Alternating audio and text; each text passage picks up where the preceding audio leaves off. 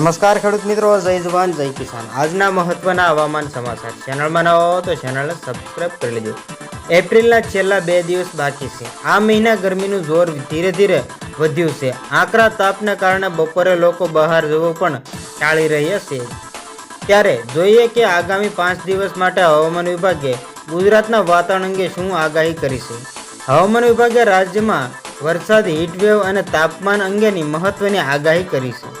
હવામાન કેન્દ્રના મોસમ વૈજ્ઞાનિક અભિમન્યુ ચૌહાણે ગુજરાતના આગામી 5 દિવસ હવામાન અંગેની આગાહી કરી છે, જેમાં તેમણે જણાવ્યું હતું કે આગામી 5 દિવસ ગુજરાતનું વાતાવરણ શુષ્ક રહેશે। રાજ્યના મહત્તમ તાપમાનમાં કોઈ મોટો ફેરફાર થવાની સંભાવનાઓ નથી। આ સાથે જ તેમણે જણાવ્યું હતું કે તાપમાન યથાવત રહેશે, જોકે કેટલાક વિસ્તારોમાં 1 ડિગ્રી તાપમાનમાં વધારો થવાની સંભાવનાઓ છે। મોસમ વૈજ્ઞાનિકે આગાહીમાં જણાવ્યું હતું કે રાજ્યમાં અત્યારની સ્થિતિમાં હીટવેવ કે વરસાદ થવાની કોઈ વોર્નિંગ આપવામાં આવી નથી। રવિવારે મહત્તમ તાપમાન 39.8 ડિગ્રી અને ગાંધીનગરમાં 37.4 ડિગ્રી મહત્તમ તાપમાન નોંધાયું હતું, જ્યારે રાજ્યમાં સૌથી વધુ તાપમાન અમરેલી જિલ્લામાં 41.2 ડિગ્રી નોંધાયું છે। સૌથી મહત્વના તાપમાનમાં લઘુત્તમ 30.6 ડિગ્રી દ્વારકામાં નોંધાયું હતું।